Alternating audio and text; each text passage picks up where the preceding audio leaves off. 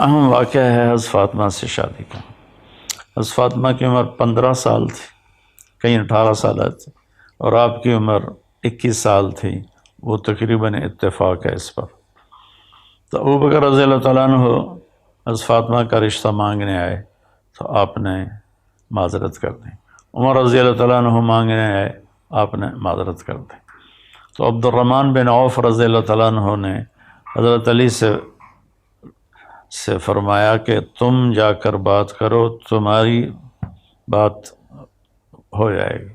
کہنے لگے میرے پاس تو اپنا گھر بھی نہیں، اور میں تو بالکل فقیر ہوں، کہ اللہ کے نبی مجھے بیٹی دے دیں گے؟ عبد الرحمن بن عوف کہنے لگے بالکل دے دیں گے۔ تو حضرت علی تشریف لائے مسجد میں، اللہ کے نبی کے سامنے آ کے بیٹھ گئے۔ اب پہلے میں ایک حدیث سناتا ہوں۔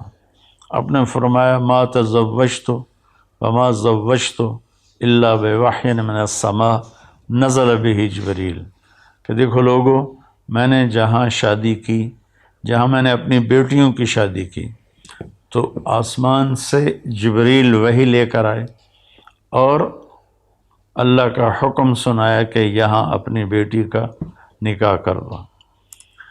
تو اب آسمان سے جبریل آ کے پیغام دے چکے ہیں کہ فاطمہ علی کے لیے ہے یا رسول اللہ، لیکن میرے نبی نے کیا کیا، یہ ایک سبق ہے جو میں آپ سب کو بتانے والا ہوں، اللہ کرے سب تک پہنچ جائے میری بات۔ تو آپ نے حضرت علی سے پوچھا کس لیے آئے ہو؟ تو وہ شرم کی وجہ سے بات نہ کر سکے، خاموش ہو گئے۔ تو آپ کو تو اندر کی بات کا علم تھا، تو آپ نے فرمایا کیا فاطمہ کا رشتہ مانگنے آئے ہو؟ کہ جی ہاں۔ کہنے لگے اچھا انشاءاللہ، یہ کہہ کر چلے گئے۔ ہاں نہیں کی، ہاں نہیں کی، انشاءاللہ۔ ہاں کیوں نہیں کی؟ اوپر تو ہاں ہو چکی تھی، جبریل پہلے آ کے خبر دے چکا ہے۔ ہاں کیوں نہیں کی میرے بھائی بہنوں؟ ہمیں سبق سکھانے کے لیے، فاطمہ جیسی بیٹی ہو، محمد مصطفیٰ جیسے والد ہوں، علی جیسا داماد بننے والا ہو، خامد فاطمہ کا بننے والا ہو، تو کوئی کہیں گنجائش ہے انکار کی؟ لیکن میرے نبی کی نظر آنے والے زمانوں پر تھی۔ آپ نے اپنی بیٹی فاطمہ کو بلایا کہ میری بیٹی، میں علی سے تیرا نکاح کرنا چاہتا ہوں، تمہیں منظور ہے؟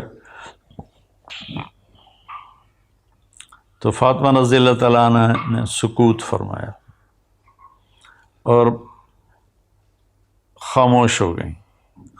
تو ان کی خاموشی کو آپ نے سمجھا کہ شاید کوئی اندر میں تردد ہے، تو آپ نے کہا بیٹی میں تیری شادی اس سے کر رہا ہوں جو مجھے سب سے زیادہ محبوب ہے، جو علم میں سب سے زیادہ بھاری ہے، اور اللہ کے ہاں اس کا مرتبہ ہے۔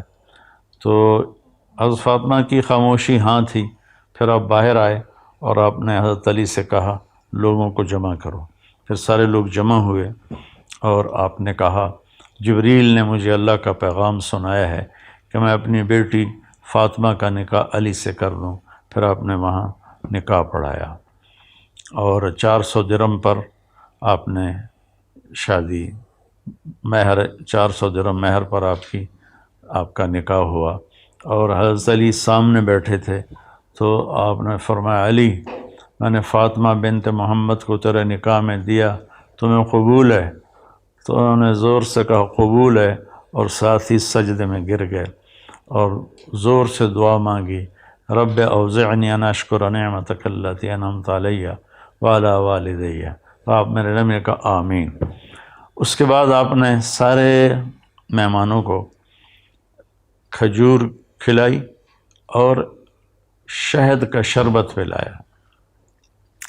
اس طرح تواضع کی، اس طرح مہمان نوازی کی۔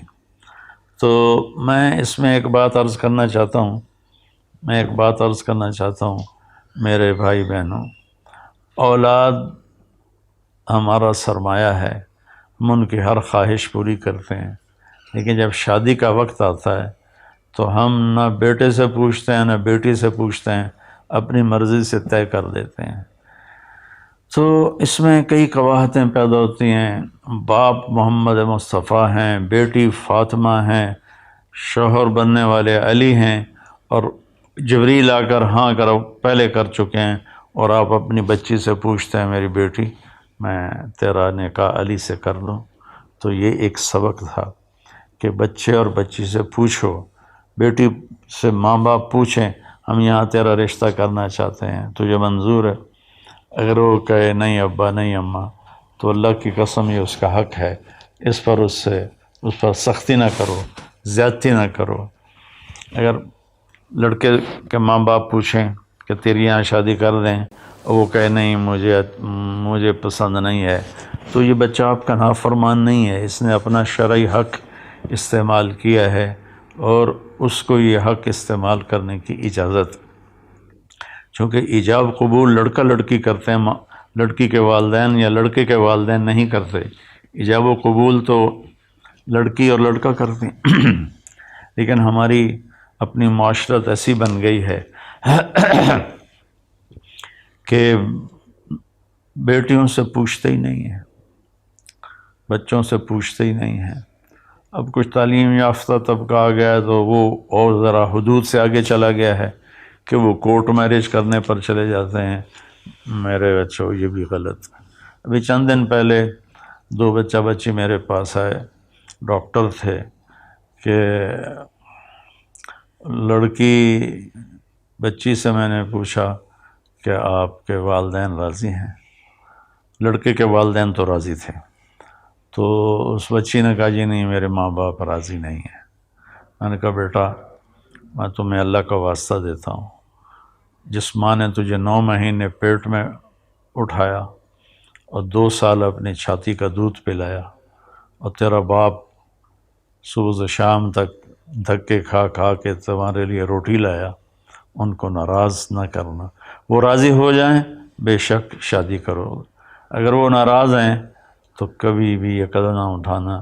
چونکہ میرے سامنے تو بہت واقعات ہیں کہ کورٹ میرج ہوتی ہے، عشق اور ہوتا ہے، شادی اور ہوتی ہے.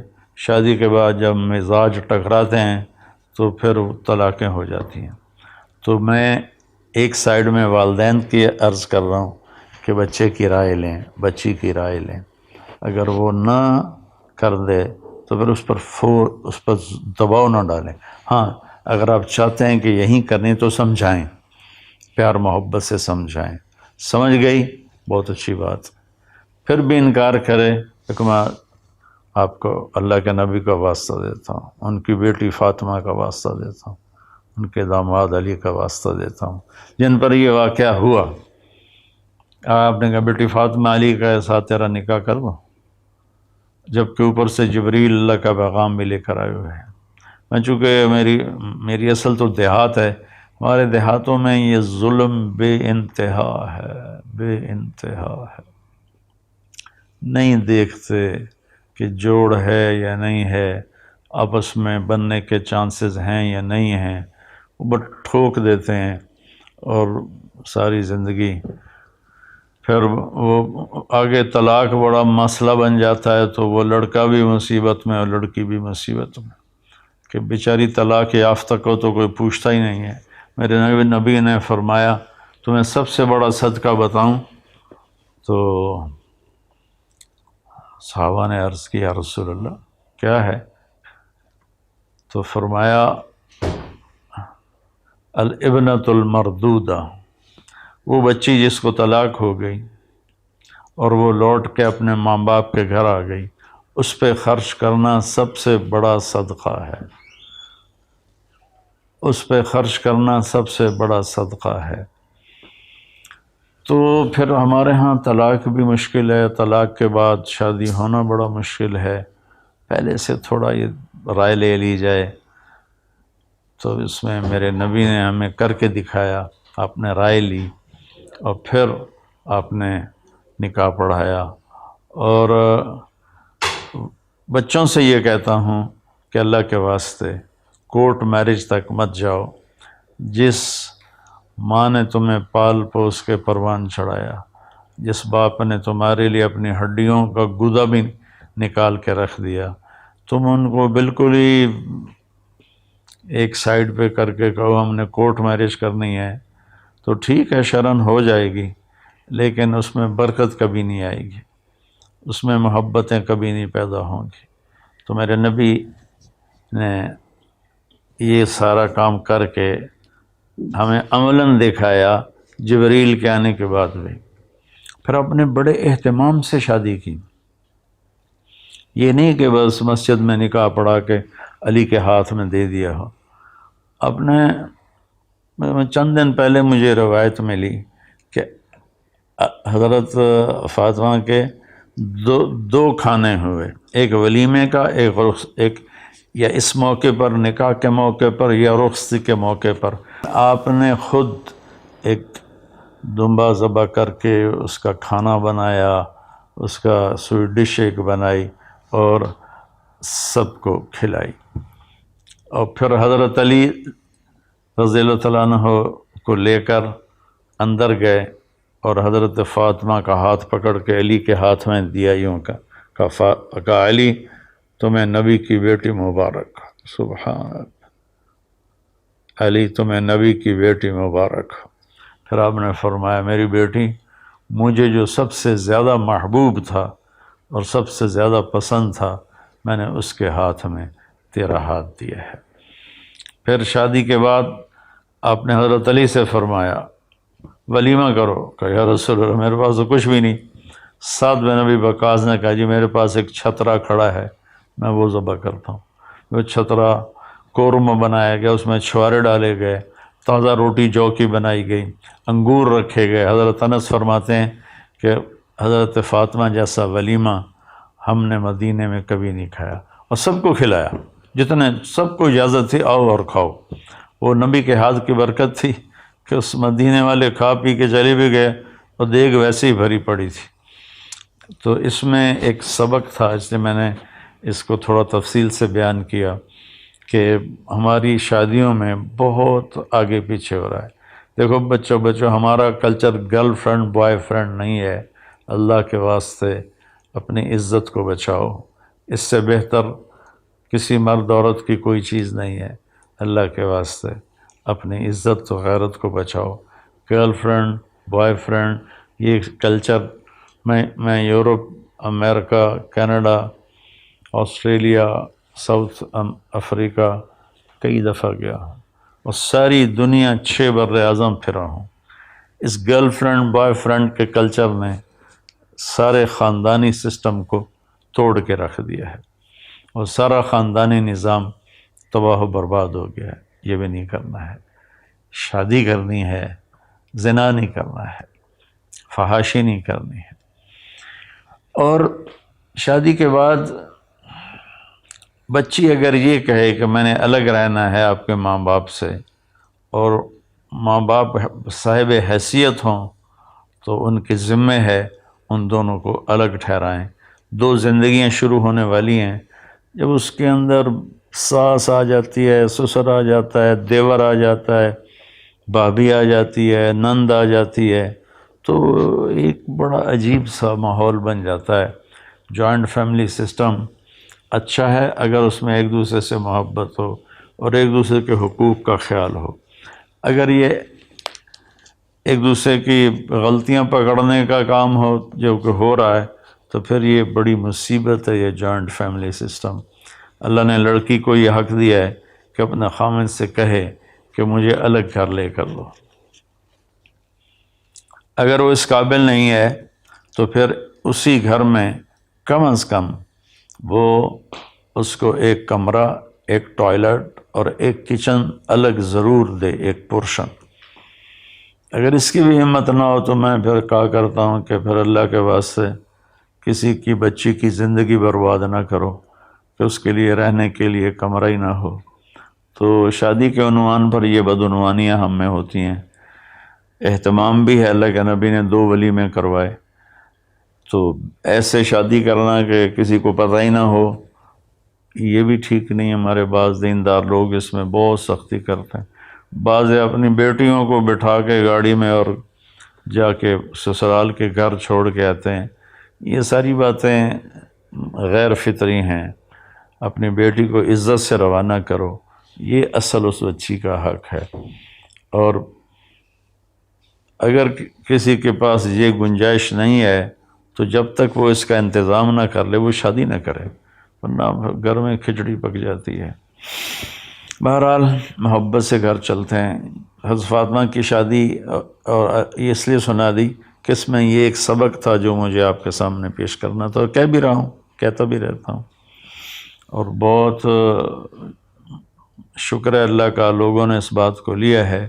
بعضوں نے اس کا الٹ بھی کیا، مجھے گالیوں پر خط بھیجا ہے کہ تو بڑا ذمہ دار ہے، مالدار ہے، تیرے تو نوکر چاکر ہیں، ہمارے گھر میں تو ہمیں روٹی دینے والا کوئی نہیں، تو پھر بہو نہیں کرے گی تو اور کون کرے گا؟ اب یہ علم کی غلطی ہے، اس میں میرا قصور تو کوئی نہیں ہے۔ میرے نبی نے بھی جب حضرت علی کا الگ گھر بنا پھر فاطمہ کو روانہ کیا۔ تو اب ہمارا یہ عجمی ہماری معاشرت ہے کہ ہم ایک ہی جگہ سب رہنے کو کہتے ہیں اتفاق ہوگا۔ ایک جگہ رہنے سے اتفاق نہیں ہوتا، دلوں کے جڑ جانے سے اتفاق ہوتا ہے، اور زیادہ قریب ہونے سے اتفاق کے ٹوٹنے کا خطرہ ہوتا ہے۔ تو خیر، اس میں چونکہ سبق تھے، اس میں اہتمام کرنا، اس میں لوگوں میں اعلان کرنا، کھانا کھلانا سب جائز ہے۔ لیکن جیسے ہمارے مالدار کرتے ہیں، 50 لاکھ کی صرف ایک شادی ہوئی ہے، اس میں 50 لاکھ صرف آتش بازی پہ خرچ کر دیا گیا۔ تو ایسے ظالمانہ طریقے پر اللہ کا دیا ہوا مال کو آگ لگانا، یہ بھی بڑی نادانی کی بات ہے۔